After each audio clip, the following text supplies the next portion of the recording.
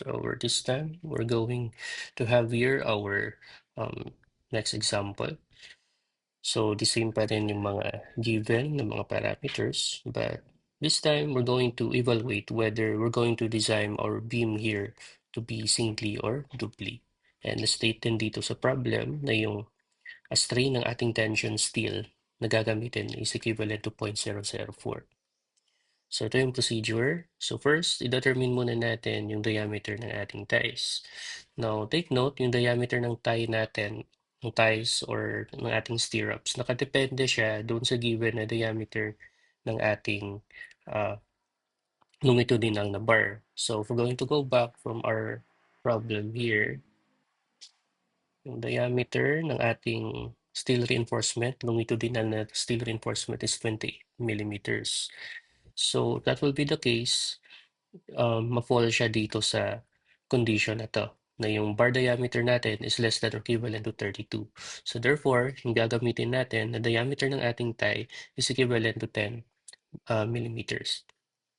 After that, we're going to determine yung steel covering. So considering na isang layer lang yung ating steel reinforcement, so yung steel covering natin, using this equation, clear covering plus diameter ng tie plus diameter ng bar divided by 2. So 40 plus 10 plus yung 28 na bar diameter divided by 2 will get this value. After that, masosolve na rin natin yung ating effective depth. So yung total na natin na depth ng ating beam, babawasan na natin ng steel covering na 64. So 500 minus 64, this is equivalent to 436 millimeters. After that, we're going to determine the location ng ating neutral axis considering the maximum condition. So considering na yung strain ng ating tension steel is equivalent to 0.004, yung equation ng ating Cmax is equivalent to 3 all over 7D. Since may nasolve na tayo na D dito na 436, so therefore, yung Cmax natin is 186.8571 millimeters. After that, we're going to solve for our beta factor. Take note yung beta factor natin ay nakadepende siya sa given na FC prime.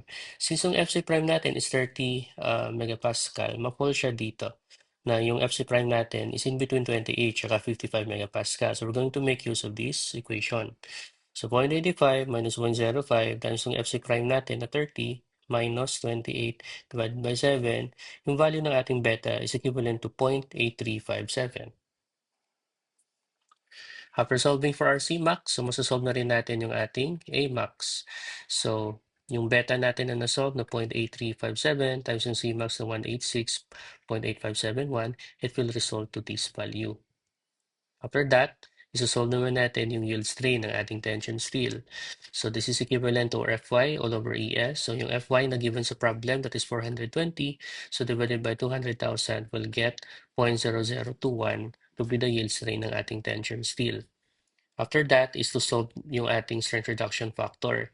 Since yung strain ng tension steel natin is 0.004, yung equation natin for the transition yung gagamitin natin. So, yung phi natin will now be equivalent to 0.65 plus yung strain ng ating tension steel na 0.004 minus yung yield strain natin na 0.0021 times 0.25 all over 0.005 times strain, yield strain na 0.0021 will get our phi to be equivalent to 0.81379. After that, kompleto na yung mga parameters natin para ma-solve yung maximum ultimate moment natin using itong equation na to. So yung phi natin na 0.81379 times 0.85 times yung ating FC prime na 30 times yung Amax na 156.1565 times yung B natin na given sa problem na 300 times yung D na 436 minus yung Amax na 156.1565 all over 2. Yung masasolve natin dito na na value is a large value kasi yung unit nito is naka-Newton times millimeter. So para makuha natin yung kilonewton meter na value, you have to divide it by times 10 to the power of 6. So ito na ngayon yung ating mu max considering yung using this equation na to. So yung mu max is equivalent to 347.95 kilonewton meter. So alternatively, pwede rin tayong dadaan gamit yung rho max na maximum na steel ratio na formula. So again, considering na yung strain natin is equivalent to 0.004, yung magiging equation natin for our rho max is 0.85 Fc prime beta all over Fy times yung ating factor na 3 all over 7. So yung Fc prime natin is 30, yung beta factor natin is 0.8357, tsaka yung Fy natin is 420. So ito na ngayon yung ating value for our maximum steel ratio. After that, we're going to solve for the maximum coefficient of resistance using this equation. So yung Fy natin is 420, yung rho max is 0.021745 times 1 minus yung rho max natin na 0.021745 times yung Fy na 420 all over 1.7 times yung Fc prime natin na 30. So yung value ng ating Rn max is 7.4974 megapascal.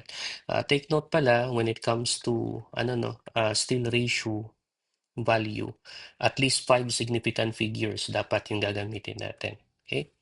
Para hindi masyadong lalaki yung error na masasolve. So, sa pag-solve ng maximum ultimate moment, ito na ngayon yung ating equation. So, if we're going to substitute, yung phi natin, which is equivalent to this value pa rin, 0.81379 times yung Rn max natin na 7.4974 times yung B natin na 300 times yung D na 436 being squared. Then again, ang makukuha nating value dito is a large value kasi naka-Newton times millimeter yung unit. We have to divide it by times into the power of 6 para makuha natin yung kilonewton meter na value.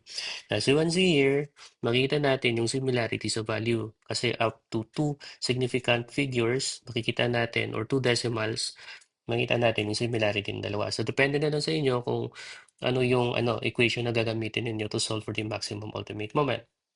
And then after that, since yung MU natin na na-solve sa mga previous na example is 266, less than ito sa ating MU max na 347.95.